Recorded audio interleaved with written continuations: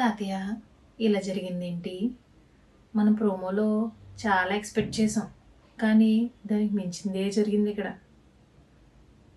అసలు నాగార్జున గారు వచ్చి పృథ్వీని, విష్ణుప్రియని, ప్రేరణ అని వీళ్ళందరినీ తిడతారేమో అనుకున్నాం.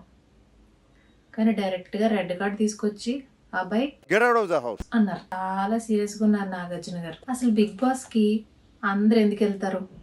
ఒక నేము ఫేము రావాలి, విన్ అయితే ఆ డబ్బుల కోసం వీటి కోసం వెళ్తారు. కానీ ఇక్కడ బిగ్ బాస్కి వచ్చి అబ్బాయి బిగ్ బాస్ని తిట్టడం నాగార్జున గారికి చాలా కోపం రప్పించింది. సో చాలా చాలా మాట్లాడినాడు కదా, మెంటల్ గాడు, ఆయనకి తెలియట్లేదు ఏం చేస్తున్నాడో, పెళ్ళం కొట్టినప్పుడల్లా టాస్క్ మారుస్తున్నట్టున్నాడు, లఫంగ్ ఎడిటింగ్ చేయకండి, నా వాయిస్ నా ఫేస్తోనే చేయండి, ఇవన్నీ కూడా గట్టిగా చెప్పారు నాగార్జున గారు.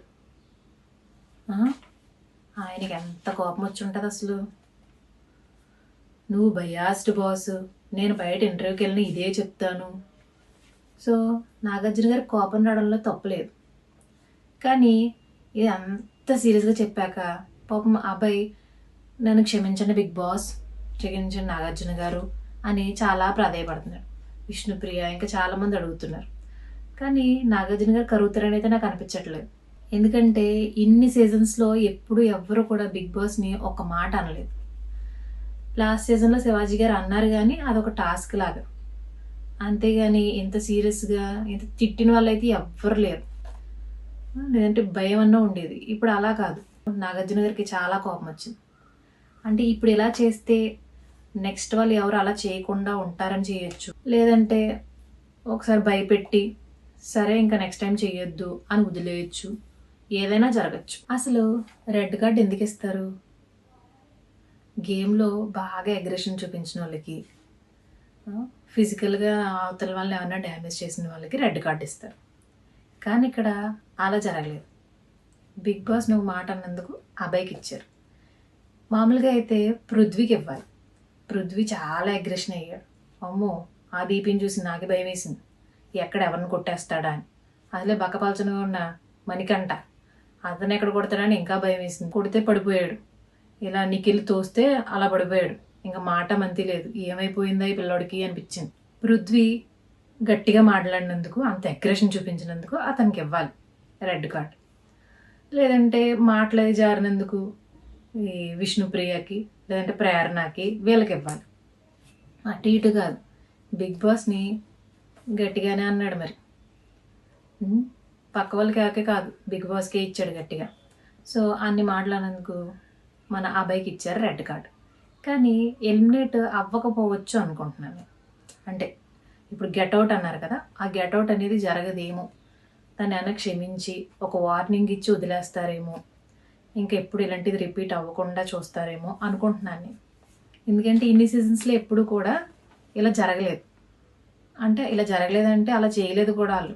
అంతలా బిగ్ బాస్ని ఎవరు తిట్టినోళ్ళే లేరు. సో ఈయన తిట్టాడు, ఇంకెప్పుడు ఎవరు అలా తిట్టకుండా ఉంటారు అని అంత కోపం చూపిస్తున్నారు సార్.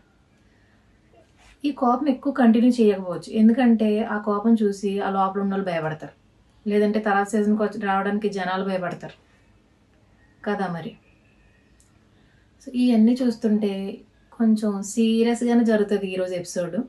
అందరూ ఫిక్స్ అయిపోదాం. నాగార్జున గారు అంత కోపంగా మాట్లాడడం మనమైతే చాలా ఫస్ట్ టైం చూడడం. ఇంతకుముందు కోపంగా వచ్చేవారు, ఎవ్రీ సాటర్డే అంటే కోపంగానే వచ్చేవారు, కానీ మరి ఇంత కోపం కాదు.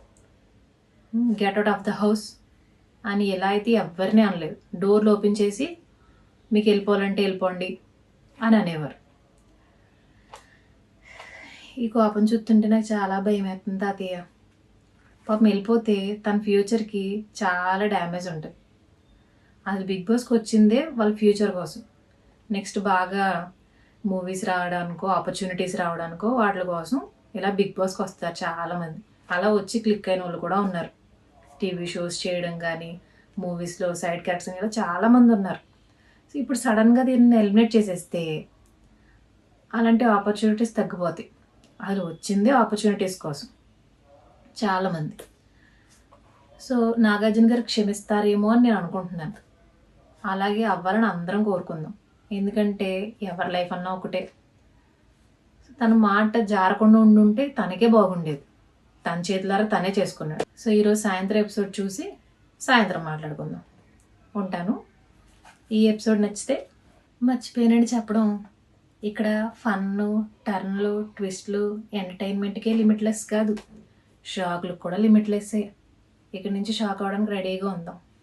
మర్చిపోకుండా అందరూ లైక్ చేయండి, షేర్ చేయండి, కామెంట్ చేయండి. అండ్ మోర్ ఓవర్ సబ్స్క్రైబ్ చేయండి. మళ్ళీ వీడియోతో మళ్ళీ కలుద్దాం. Bye bye.